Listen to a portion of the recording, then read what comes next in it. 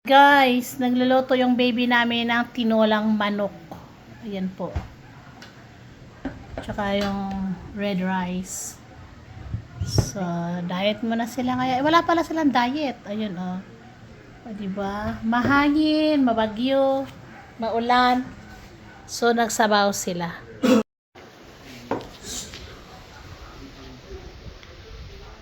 Kakain na yung mga babies ko. So, masarap si Baby Kit Kit magluto. Ayan.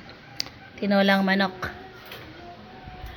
Kay Daddy naman isda at saka alokbati. Ayan naman. Ito naman kay Daddy. Ayan. Kay Daddy naman alokbati lang. Okay na si Daddy dito. At saka pritong isda. Thank you guys. Thank you guys for watching.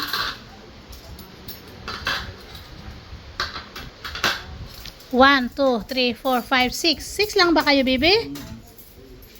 Parang kulang yung anak ko, ah. Ayan. Tapos, may kanya-kanya sila assignment. So, si Baby Kit Kit magluluto, magpiprepare ng pagkain. Si Baby Princess, tsaka si SPO1 naman ay maghuhugas. Habang maghuhugas si Baby Princess, si SPO1 mag-arrange ng lahat na pinaghugasan. Si Baby Girl naman tsaka si Dodong Oven ay tagalinis ng sahig, magwawali sa labas para malinis lahat. Ang gagawin ko na lang ay kakanta. Thank you guys for watching. Ayan guys. Yung bunso namin, ang aming baby princess. Yung panganay namin ay baby girl. Di ba? Yung panganay namin, yung baby girl namin.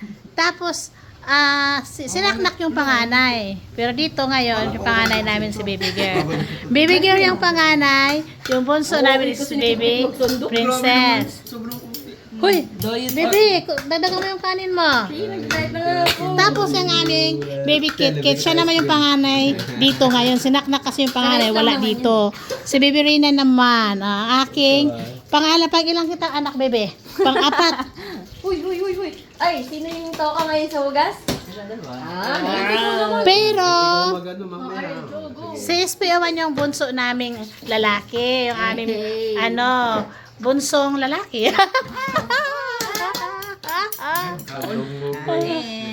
Sige na. Eat na kayo, eat na. Tapos yun pala, nagsasalita ko, hindi pala naka-record, no?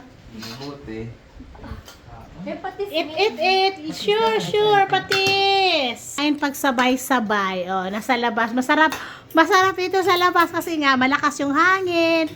Umuulan na ba? Humihinto na yung ulan. Malakas yung hangin. Parang kasing lakas lang ng pagmamahal ko sa kanila. Oh, kaya na, kain lang. Masarap kasi yung alokbati. Sa labas, sa loob pala. Kami lang ang kumakain doon sa loob. Pero si Daddy, ngayong gabi, dito si Daddy kakain sa labas. Ayan, doon kami sa loob kumakain. Pero ngayon, dito kami kakain ni Daddy sa labas pagkatapos ng mga bata. Sa hindi inaasahan. Si Daddy ata eh. Alin? Alin tilapia, bebe? Si Daddy ata na ano? Isda? Oh, kay Daddy naman is alokbati. Oh. Kaya si Daddy hindi tumatanda kasi hindi pa nakain ng dahon. Pati ni Daddy is isda. Ayan. Isda yung partner ng alokbati ni Daddy. Tapos yung magtira sila ng sabaw kasi yung sabaw, ulam pa yan nila bukas. Tapos yung buto-buto ng manok, ikikip nila para ilaga uli.